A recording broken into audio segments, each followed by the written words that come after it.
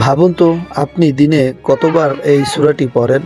প্রতিটি নামাজে, প্রতি রাকাতে আমরা এই সূরা পড়ি।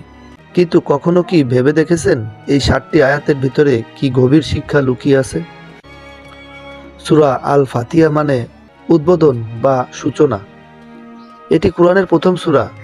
একে বলা হয় উম্মুল কুরআন, কোরআনের মা। কারণ পুরো কোরআনের মূল বার্তা এই সূরার মধ্যেই সংক্ষিপ্ত আছে। এটি শুধু একটি সূরা নয়, এটি একটি পূর্ণাঙ্গ দোয়া। এতে আছে আল্লাহর প্রশংসা, তার পরিচয়, আমাদের ইবাদতের অঙ্গীকার, সঠিক পথের আবেদন। চলুন এখন আমরা শুনি ও পড়ি এই মহান সূরাটি।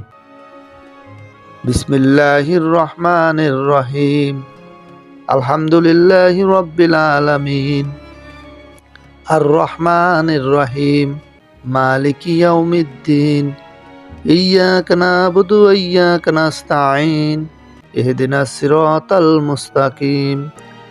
সিরাতাল্লাযীনা আন'আমতা আলাইহিম গায়রিল মাগদুবি আলাইহিম ওয়ালাদ-দাল্লিন। আমিন। অর্থাৎ বিসমিল্লাহির রহমানির রহিম, শুরু করছি আল্লাহর নামে, যিনি পরম করুণাময়ী, অতি দয়ালু। আমরা প্রতিটি কাজ আল্লাহর নামে শুরু করি, কারণ তার রহমত ছাড়া কোনো কাজ সফল হয় না। রহমান সকলের প্রতি দয়ালু, রহিম বিশেষভাবে মুমিনদের প্রতি দয়ালু। আলহামদুলিল্লাহি রাব্বিল আলামিন, সমস্ত প্রশংসা আল্লাহর জন্য, যিনি সকল জগতের প্রতিপালক। সুখে হোক বা দুঃখে প্রশংসা কেবল আল্লাহর জন্য। তিনি শুধু মানুষ নয়, সব সৃষ্টির রব। আর রহমানের রহিম অর্থ যিনি পরম করুণাময়, অতি দয়ালু। আল্লাহর রহমত তার গজবের চেয়ে অনেক বড়। তিনি আমাদের ভুলের পরও সুযোগ দেন। মালিক ইয়াউমিদ্দিন অর্থাৎ বিচারের দিনের একমাত্র মালিক। একদিন আমরা সবাই আল্লাহর সামনে দাঁড়াবো। সেদিন ধন সম্পদ পরিচয় কিছুই কাজে আসবে না, শুধু আমলই হবে মূল পুঁজি।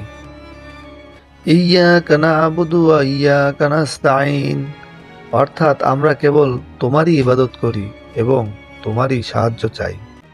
এটি আমাদের ঈমানের ঘোষণা।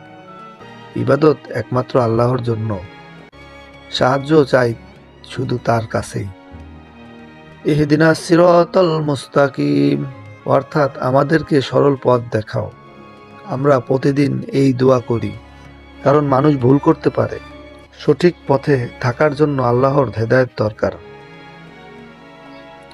সিরাতাল্লাযীনা আন'আমতা আলাইহিম অর্থাৎ তাদের পথ, যাদেরকে তুমি অনুগ্রহ করেছো।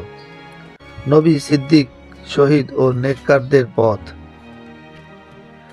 গায়রিল মাগদুবি আলাইহিম ওয়ালাদ-দাল্লিন তাদের পথ নয় যারা গজবে পড়েছে বা পথভ্রষ্ট হয়েছে।